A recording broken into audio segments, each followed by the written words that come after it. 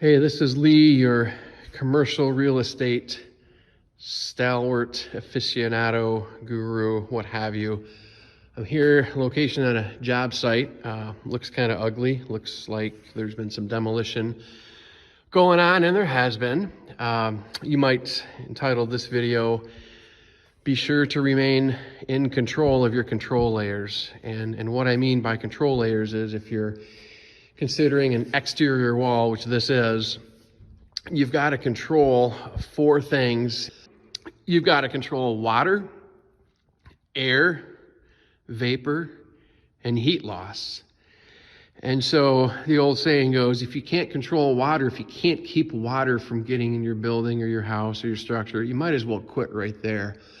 Because if you do a good job controlling water, the other items get easier. So thankfully, we don't have any difficulty keeping water out of the building, but we want to focus on air and thermal concerns, air and heat, but we don't want to forget about vapor. This wall, you've got some paneling that's kind of like a wainscoting, got some drywall. What you can't see is that this wall is a masonry wall. It's a block wall. It's got an R value of about 1. And so what you want, at least in a commercial building, you want a minimum of R in the mid-20s. You want to aim for 30 if you can, because any resistance to heat flow that you can have in your wall is going to make the facility not only more comfortable, but it's going to reduce your heating and cooling load and therefore your bills. So I said to the owner of the building, you're not going to like the cost, but you're going to like the result of what we're going to do to this wall, because we're going to add to it a layer of EPS foam insulation, probably about 1 inch thick. And then we're going to build another wall inside of this wall. It's going to be a 2x6 wall, so 5.5 inches in depth. And it is going to be dense packed with cellulose insulation, which is going to be a very, very robust air barrier. But then we're going to drywall on the inside face of that, which is going to be our final air barrier. It's important to have an air barrier because if air leaks in, it's probably not going to be the temperature that you want the facility to be.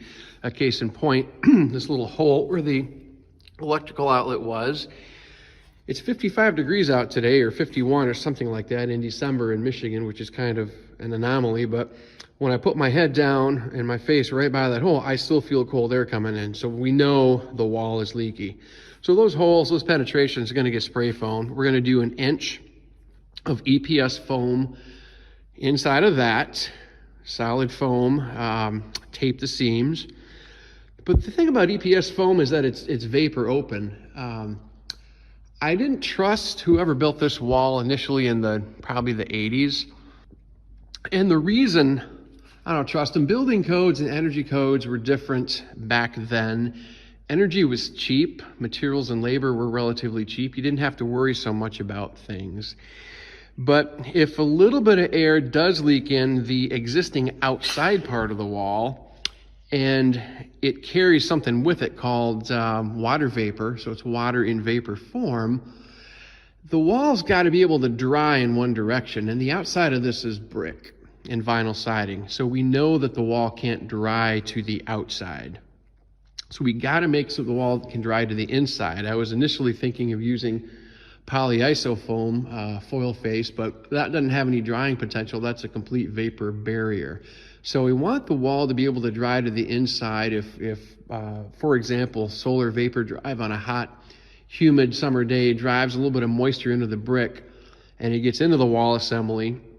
The inside of the building is going to be cool because it's going to be air conditioned and the drying potential will be inward. So a little bit of thought prevented a costly mistake. It might have taken 15 years, 10, 15 or more years to happen, but if you don't give a wall the ability to dry in one direction, you will grow mold and you will have failures.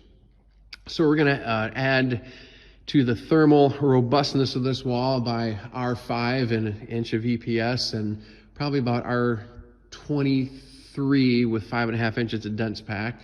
And we're going to be pushing R30. We're going to air seal it and Again, the owner's not necessarily going to like the cost to do so, but the cost ultimately to heat and cool this 5,000 square foot suite and this 8,000 square foot building is going to amount to what you and I would consider peanuts every month. And that's what's going to matter, because that's a bill that comes every month, whether you like it or not. The make ready, the build out only happens once, and you've got one chance to get it right. So this is, again, a lesson on control your control layers.